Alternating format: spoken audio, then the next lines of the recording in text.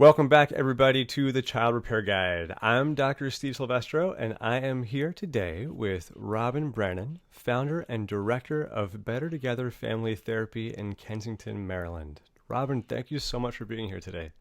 Thank you so much for having me. You know, as we all know right now, this whole coronavirus pandemic has really thrown everything for a loop. And we have been talking for a while about initially setting out to discuss today a really great article that you wrote about raising mentally healthy adults. And we sort of lucked out because everything you talk about in this article you've written really perfectly fits with helping kids cope and manage challenging situations like we're all dealing with right now. So I'm really glad to have you here today talking about this. Thank you so much. Well, that's the amazing thing about coping skills, right? They're Hmm. usable in any situation. We don't have to be able to predict what the next crisis or emergency is going to be. We can have some general skills that are applicable in every situation. Yeah, yeah. Well, let's start by setting some groundwork.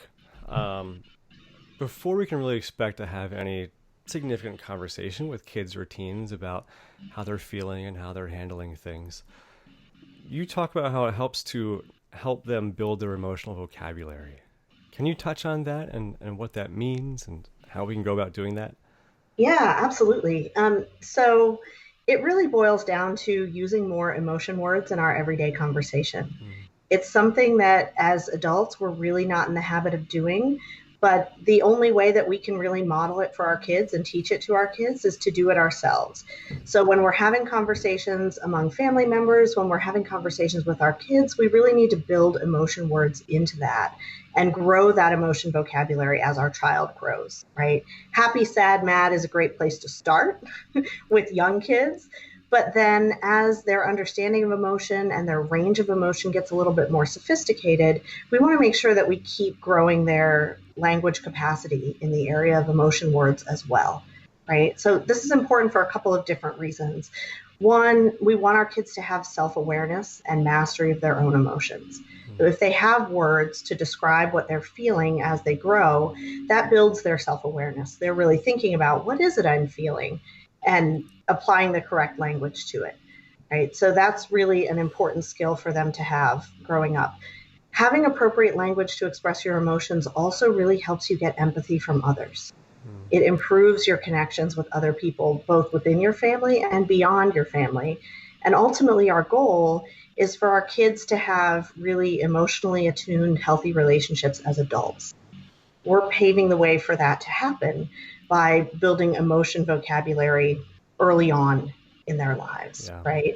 So, what that might actually look like is when we've got toddlers and preschoolers and we kind of naturally narrate their lives anyway, right? We say something to our toddler like, you fell down when they fall Yeah. down. We're giving them words. We're doing that with language, but we're not always doing that with emotion language. Hmm. So, how about you fell down, that surprised you, or you were sad about that? Just giving them that extra sentence or that extra phrase that helps them to describe their emotional state in that situation as well. That's where Yeah. it starts.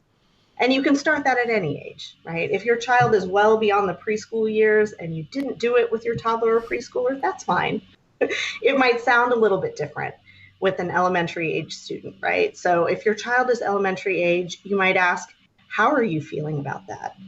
And start introducing a little bit broader range of emotion words, right? You're going to add things like lonely, disappointed, frustrated, left out, Mm, any emotion words that you can think of. And you might have to broaden your own vocabulary to do that. You might find that you don't use a range of emotion words. And so you might need to do a little bit of work on your own language in order to model that for your child. If your child doesn't have the words for it, you can say something like, when something like that happened to me, I felt this, mm, right? I felt lonely or I felt overwhelmed. Is that how you feel? And kids are pretty good at telling us when we're wrong. yeah. So they will let us know. Especially right? the older they get. If that's not how they feel, no, that's not how I feel. You don't understand me at all. But then you can ask the follow-up question, how do you feel? And continue the conversation from there.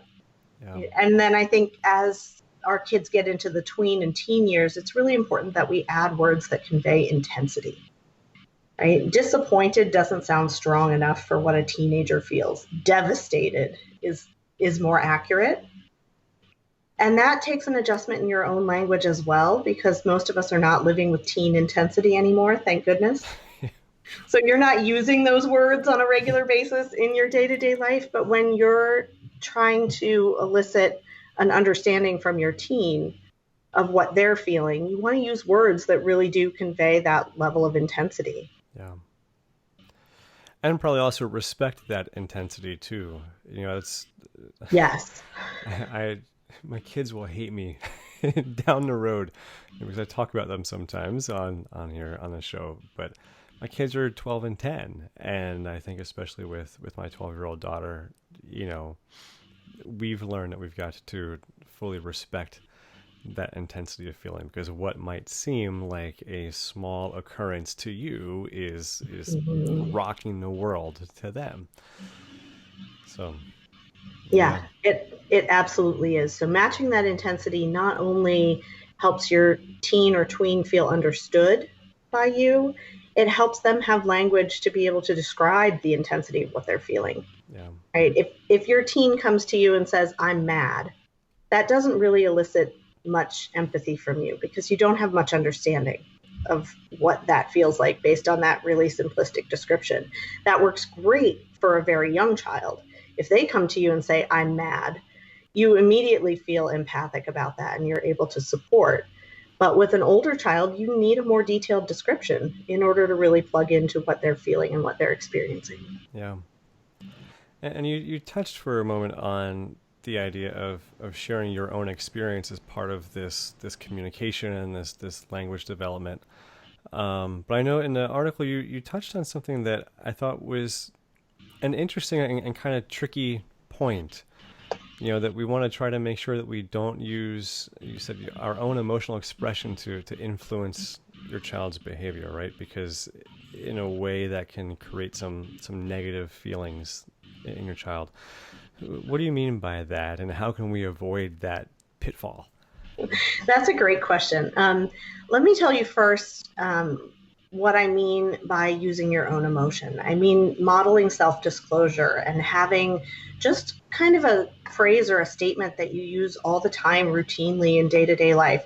I feel blank. I feel disappointed. I feel frustrated. I feel discouraged, whatever it is. I feel blank when, and then you fill in what happens, right? So I feel disappointed when I don't get to go to my favorite restaurant for dinner, or whatever it is. You're filling in the context there, right? And so we have to be really careful when we're saying something like that, not to turn it into, I feel this because you did this to me. And sometimes as parents, when we feel like we're out of options to control our child's behavior, especially if they've done something that we really feel needs to be controlled immediately, like say they've hit a sibling, or they've done something that really crosses the line around just a core value we have as a family, or a rule that's very, very important to us. We pull out that last resort attempt at control and say something like, you make mommy sad when you do that. Yeah. Yeah. And unfortunately, from a young child's point of view, that really has a lot of potential to generate guilt and shame, because that young child really does feel like they have the potential to control your feelings. Magical thinking is still present at that age. And the absolute worst thing you can do in the eyes of a young child is upset mom or dad. And so when we use that as our last resort attempt to manage behavior, it really has that unfortunate side effect of creating guilt or shame for that child. So what you want to do instead is set the limit very clearly. If your child, for example, has just hit someone, you cannot hit someone. And then you either want to attend to the emotion or attend to the behavior depending on what you think is going on. So if that hit came as a response to strong emotion, your child was feeling something, was feeling really out of control, picked up a hand and whacked their sibling, right? That's an expression of strong emotion. If your child is attempting to accomplish something with that behavior, then you have to think about the fact that you're at your behavior of last resort. They're probably at their behavior of last resort too. Yeah. And that means that they were missing some other options. What skill is it that's missing that that child could have used instead of hitting in that situation? And then you want to take a moment and teach that skill. But you really have to address the intense emotion first, or your child won't be ready to hear new information or to learn something from you. Yeah. And I wonder if we should also say, that probably every one of us has at some point, maybe not you because of the training, although I know with my training, I slip left and right. Absolutely. Training does not prevent mistakes. I often say I could bring my kids in and they can tell you whether I do this 100% of the time myself or not. Yep. I've started to use a tagline that, I make all the mistakes, but my job is just to research the solutions and then share them with everyone who listens and watches. But, I do always feel like it's helpful for parents to hear that no sort of mistake that you make is a forever mistake. And so, we've all said, wow, that really hurt me, or you made me feel whatever, I'm sure. And it's not that we've hopefully have never created some sort of permanent hole inside our kids' spirit. Right. Absolutely. Absolutely. I agree with that 100%. That, the apology is a really critical tool in any family, in any relationship. So when you have done something that you wish you hadn't done, all it takes is to circle back and talk it through with the person that you've hurt in that moment. Yeah. Yeah. And you get a chance when you do that to go back and rephrase, right? And what you really meant to say was, you can't hit. And what else do you think you could do if you had a chance to do that over? Yeah. And that's where you really start that conversation with your child about what their behavioral options are. How else could they express that emotion? How else could they accomplish what they were trying to accomplish? So that then they have those choices in their repertoire, and you notice if they don't. Yeah. Right? When they can't think of something else that they could do instead, then you know that you need to teach them some options. Yeah. Or have a professional do so if you don't feel equipped to do that yourself. Yeah, absolutely. Yeah. In a setting where a parent may recognize that their child is feeling a big emotion, or is maybe not handling a situation as well as we'd hope they could, or for their own sake, let alone ours. I find a lot of times we want to dig in and just sort of get answers to questions and solve a problem for them. Like, are you feeling sad? Yes, no, whatever. But I know you talk about the importance of open-ended questions, and I'm sure it's also something that you do a lot of. I know that it's a cornerstone in helping people work through their issues, and that's what all of us as parents kind of have to step into that therapist role sometimes. Mm-hmm. What does using open-ended questioning look like, and how can parents do that with their kids when they feel like there's something gnawing at their child? That's a great question. So when your child comes to you and does share something that they're struggling with, that's a precious moment. That's a precious opportunity to engage your child's problem-solving skills, engage your child's emotion management skills. So I have some questions that come out in almost every situation, and those are, what might make it better? Who could help you with that? Mm-hmm. And then when it comes to what your child might need from you, do you need me to do something about that? And what would you like me to do? Right? That really gives control back to your child, where they can disclose something to you just as a way of connecting with you and being close to you, and not have to worry about what action you'll take next, because you're going to ask them that. Do you need me to do something about that? And oftentimes they say no. Or they may come up with a solution. There's something that they would like you to do that you wouldn't have thought of, but that's a better fit for them than what you might have thought of yourself.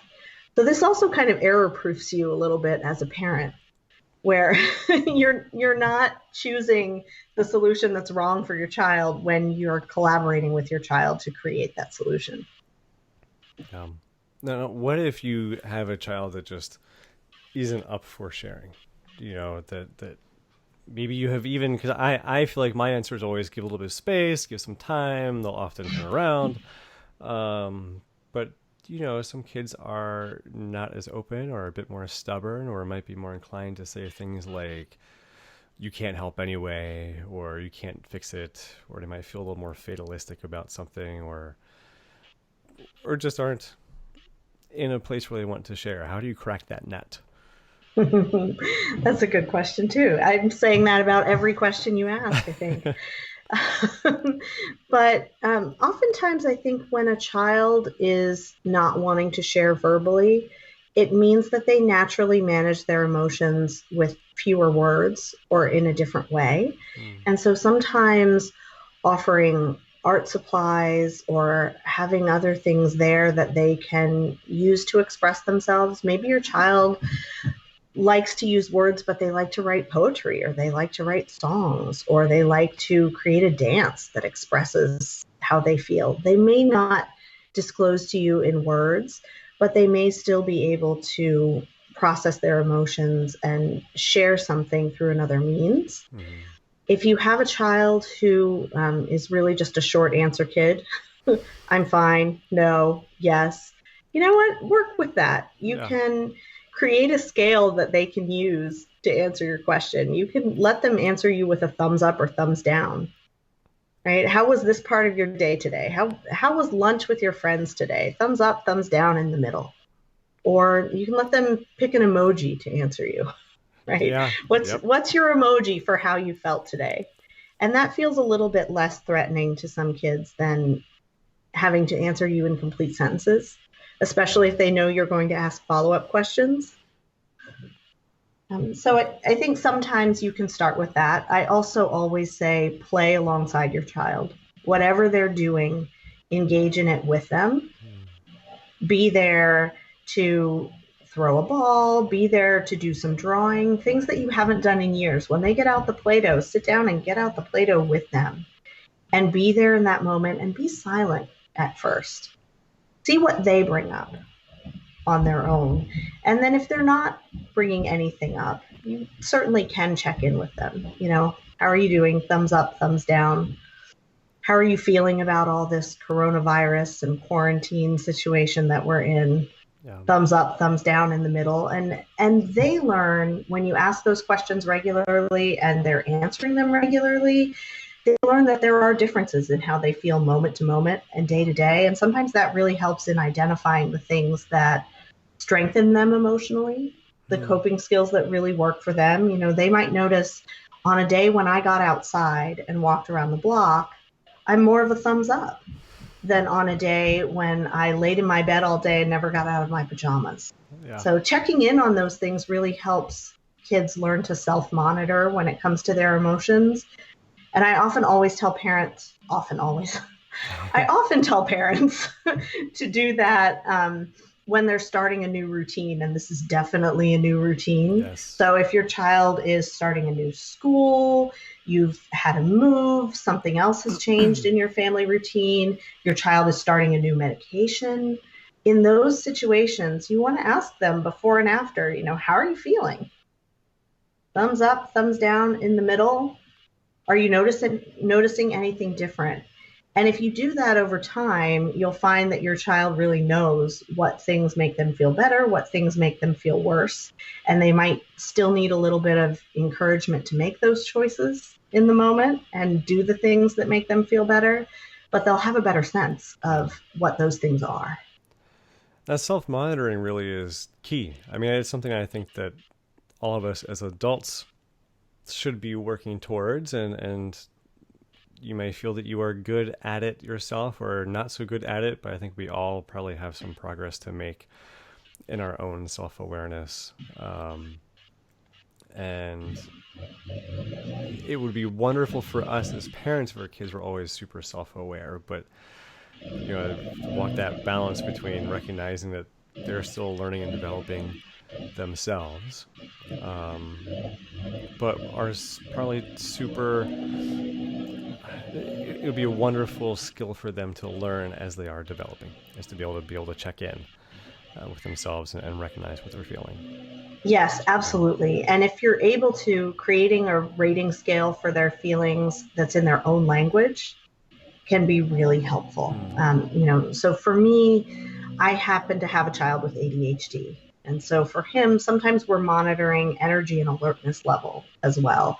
And so his scale where he's telling me how he's feeling, it might be, I feel really wiggly, or I feel floppy, or I feel, so we have those options that are in his words versus using what we standardly think of as emotion words. It's okay for kids to describe their emotions in terms of body sensation or in language that makes sense to them. It doesn't have to be necessarily an emotion word by dictionary definition in order for them to use it to rate how they're doing. Yeah, I like that. Or, whatever your kid might be into, what song would you say is how you feel right now? Or what movie, or, who knows, what character in your favorite TV show? Yes, right absolutely. Yeah, that's great. Let's talk about coping for a moment, because it is, what we're kind of circling through this whole conversation, and there's a lot to cope with right now. What goes into coping with big emotions in difficult situations? There's probably a handful of questions sort of to tease out of here. What would you say healthy coping looks like? And how can we teach that skill to our kids? And ourselves. Yeah, absolutely. There's sort of a metaphor for mental wellness where if you're mentally healthy, you're like a tree with deep roots, so that storms will come and they might blow you around a little bit, but they don't fully knock you over. Right. And so having a good repertoire of coping skills is kind of like that. You can flex with situations as they happen. Some situations may impact you more strongly than others. This current pandemic situation is like a strong wind for a lot of our trees. It's changing a lot of our routines. And routines are really very reassuring for all of us, not just for our kids. So that is shaking our foundation a little bit. Our tree is swaying a little bit. But having good coping skills, I think, means having kind of a menu of activities for yourself that are calming or grounding. When you're feeling anxious, you're feeling agitated, you have things that you can do. A good foundation for calming and grounding activities would be learning to do really good deep breathing, where you fill your lungs all the way down to the bottom. There are some fun ways to teach that to kids. You can do what are called hot cocoa breaths, where you smell the delicious chocolate smell of your hot cocoa and then you blow on it to cool it off. Right? So there are some fun ways to do that with kids, but really having that foundation of being able to take deep breaths, having a grounding activity that you can do. Often we teach kids to ground themselves in the present moment in a structured way. As adults, we can just say, ground yourself in the present moment. And many of us know what that looks like or what that feels like, and we can access that feeling on command. Kids need a little bit more instruction than that. So we might say, look around and give us 5 things you see, 3 things you hear, and 1 thing you feel. Or you can mix that up. You can make it 5 things you feel and 3 things you hear, and you can use it any way you want to. Yeah. But engaging multiple senses is really critical, and having just a little bit of a prompt there so that kids really have something to do to ground themselves versus just telling them, ground yourself in the present moment. Yeah. And then on the flip side of that, we don't just need calming and grounding activities. We also need energizing activities. things that bring us up when we're feeling discouraged and down and a little bit hopeless or powerless. And I think that's happening for a lot of people in this moment. They don't have access to some of the things that they usually use as their coping strategies.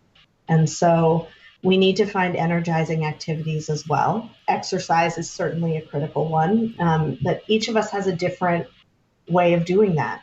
Personally, I swim for exercise, so I'm a little cut off from that right now, and I'm having to find new energizing activities. That's true for many of us. We have to find new ones. But having a repertoire of activities that bring your energy and your emotional tone up when you're feeling a little bit too far down. So then you combine that self-monitoring of knowing, am I up? Am I down? Am I in the middle? Where am I right now?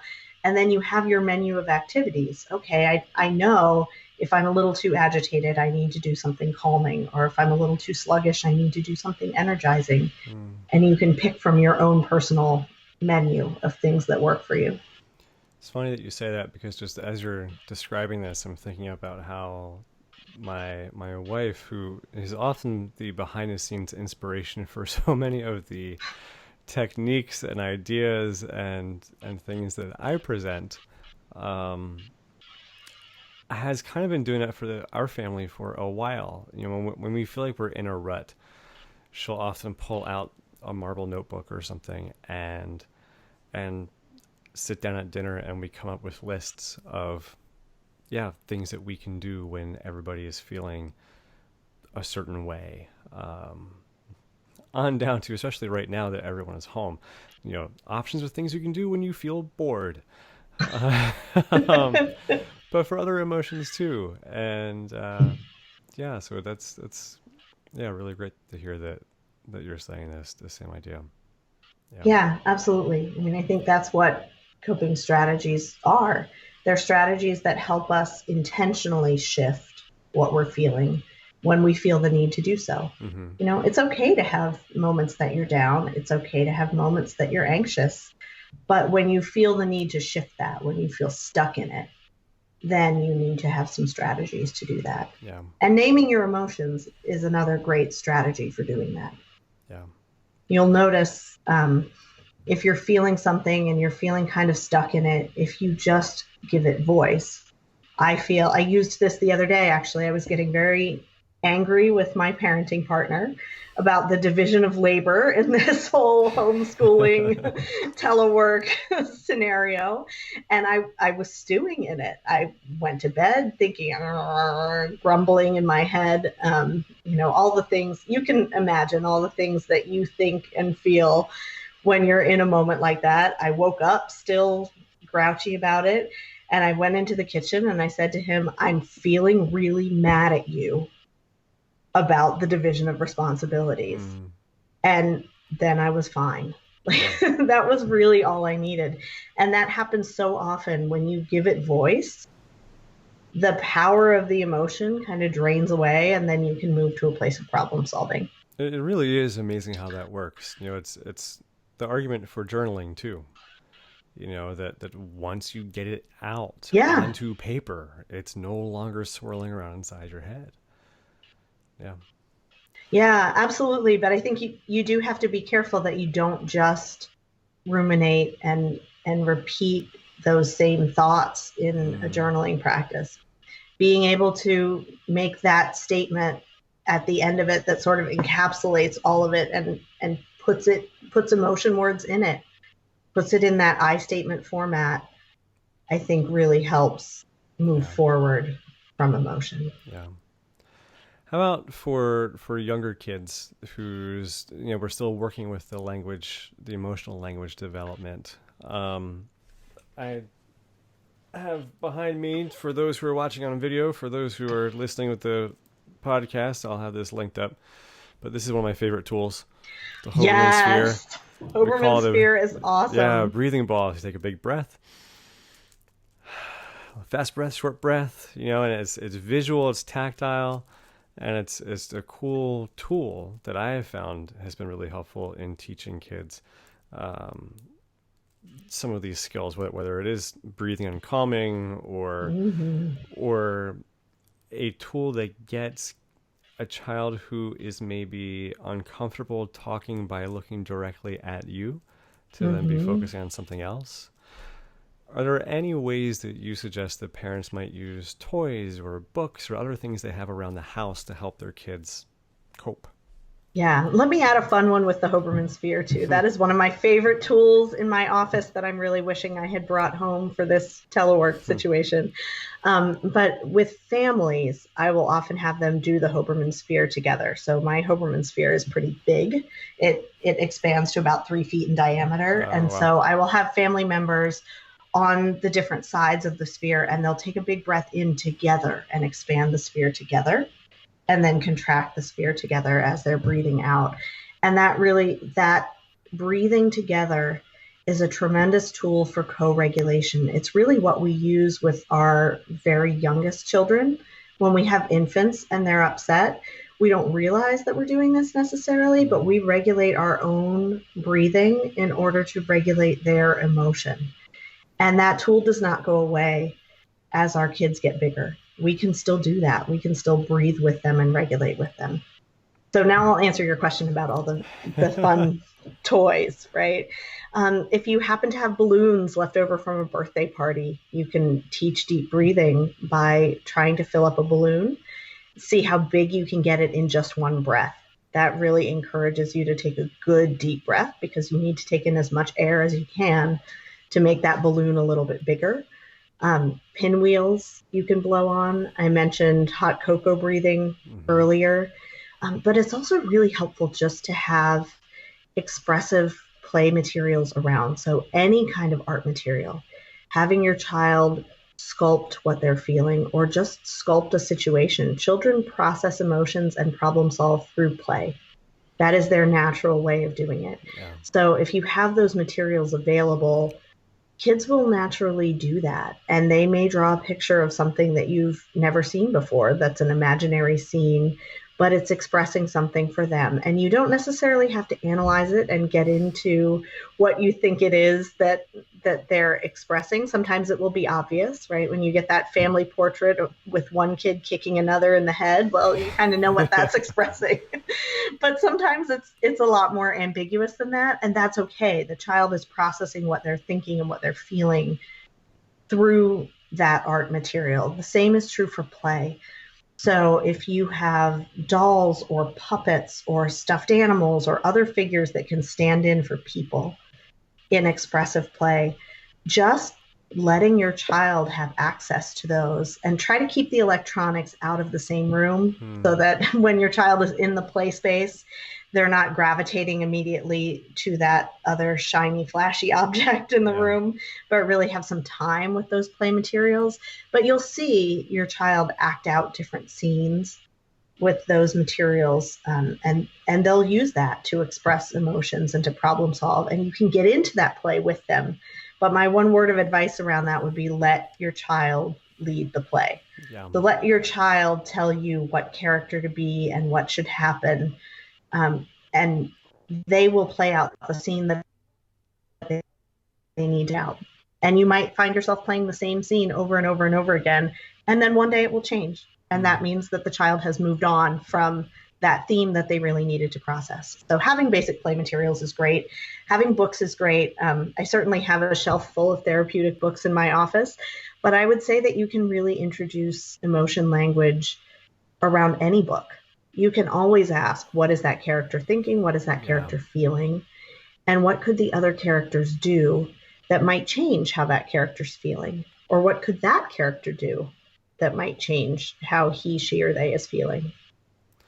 Yeah, I think that's a really great way to teach emotions and empathy, and then you can follow up and ask, have you ever had a situation that was like this in the book, and how did you feel? So then how do you think this character is feeling? Or I'd also add that a lot of those things you just touched on work well for adults too. We want the kids to lead when we're doing it with them, but you can do the same drawing and reading and art and Play-Doh play on your own as an adult. Now you just sort of brush off that feeling that it's kid stuff, it's pretty impressive how you can connect with yourself, and how much of a release it is. And a lot of folks who've listened for a while know I have this Mindfulness for Parents online course, and the very first lesson or first activity is drawing, just to kind of get a sense of where you are at the start.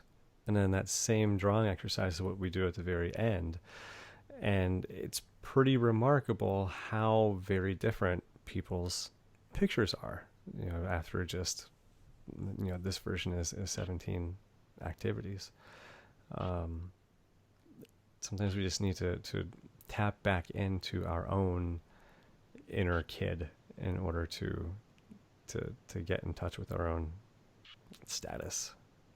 Yes, Yeah. absolutely. Absolutely. That's something that, as a therapist that has those materials in my office, I can use that at the end of a day if something has really stirred me emotionally that's happened during that day, or if I need to reset between clients. I will sometimes paint something, or I will do a sand tray, and I am no artist. It's just for the experience of doing it. Yeah. And being able to do something with that emotion so that I can move on and be present for the next thing. Yeah. So whenever I talk with somebody about handling big emotions and coping or anxiety or anything in this sphere, I do feel that it's always important that we talk about how someone should know when they have to seek more help. So if you could maybe touch on how parents might know that they need to seek more help for their kids, but also how we can teach kids and teens to recognize that they're at a point where they should be asking for more help. Okay. So going back to that question, who might help you solve this, or who might help you with this? Do you need me to do something? What do you need me to do? When we're incorporating those questions early on, then we're introducing that idea that there are a variety of helpers out there. It's not just a parent that can help you. Sometimes it's a friend. Sometimes it's a cousin or an aunt or an uncle, or sometimes it's a professional. So I would encourage you to let your children know that just like there are doctors like Dr. Steve who help you with your sore throat or your earache or something else that happens to your body, there are also doctors that can help you with big feelings or help you learn and grow with how you handle your big feelings. And so just having that concept out there from an early age, I think, can be very, very helpful. But then as your child is growing, you do reach a point where they're getting ready to enter middle school, or possibly even a little younger than that, where it's important to let your children know that some feelings can be really, really bad. And when that happens, it's very, very important to tell mom or dad. Just like we have the conversation about good touch and bad touch, it's also important to let children know that there's a yucky feeling called depression that sometimes happens. And when that happens, you feel like life is no fun, or you might feel like you don't want to live anymore. And if you ever have that feeling, it's very important to tell a grown-up who can help you right away. So I do introduce that concept as kids are getting into 5th, 6th grade, getting to that age where they are exercising less self-disclosure. They're a little more likely to hide something like that from a parent. I think it's important to have that conversation. And I also think it's important to really model yourself when you're struggling with something emotionally. Be honest about getting professional help with that. I was feeling sad day after day after day. And when I noticed that it wasn't getting better, I called my doctor or I called a therapist. And that person has really helped me. So being straightforward about that, creating a culture of openness in your family about emotions sometimes being a little too big for us to handle, or sometimes being something that we need someone else's help to move beyond.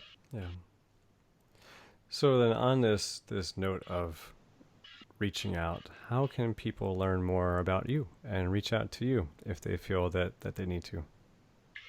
Well, our practice is called Better Together Family Therapy, and it's not just me in the practice. It is myself, our adolescent specialist, and then another child and family therapist as well. Everybody there is fantastic.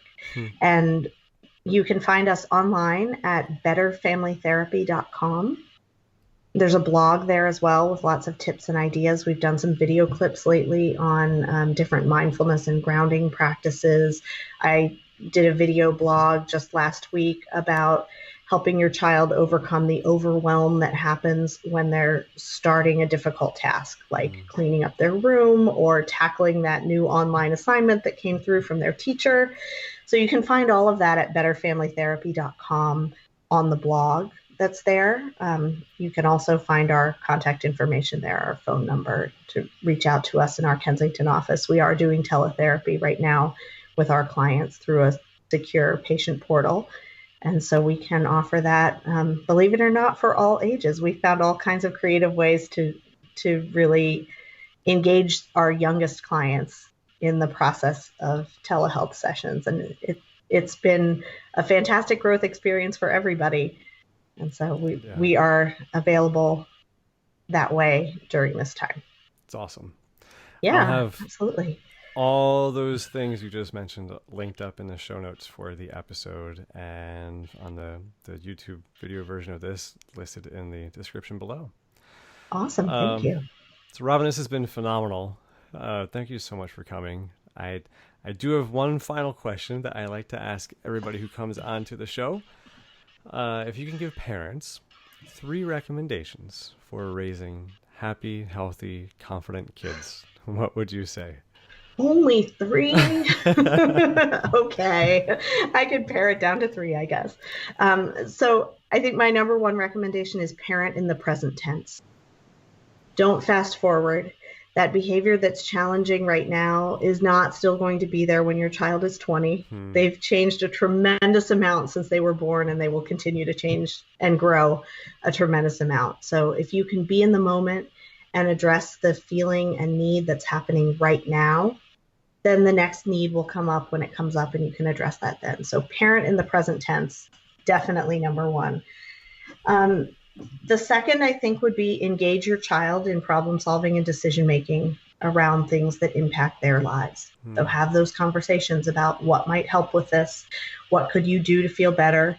I had a parenting moment the other day that I was kind of proud of, that I noticed that everybody in the household was getting into a funk. I put up on the chore chart, in place of our usual chores, do something today that at the end of the day will leave you feeling good emotionally and physically.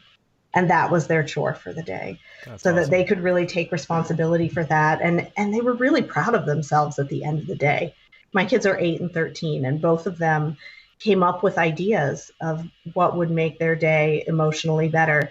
It was an opportunity for me to give that responsibility to them for doing their own reset.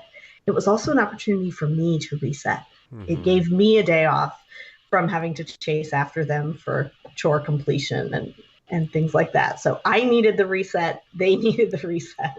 That's awesome. We solved that problem together. So engage your child in problem solving and decision making about things that affect him or her or them. And then I think the last one is get really good at recognizing and responding to your own emotions so that you can model that for your kids, but also so that you can stay emotionally present when they're struggling. If we're flooded with our own emotional experience and we don't have a way to manage that, then we disconnect from our kids in that moment where they're struggling the most. So if we can stay grounded and we can stay emotionally present, then we can be there to teach them those skills as well. It's awesome. Robin Brannan, founder and director of Better Together Family Therapy. This has been amazing. Thank you so much for coming on today. Absolutely. Thank you. Yeah, that was amazing. That was great.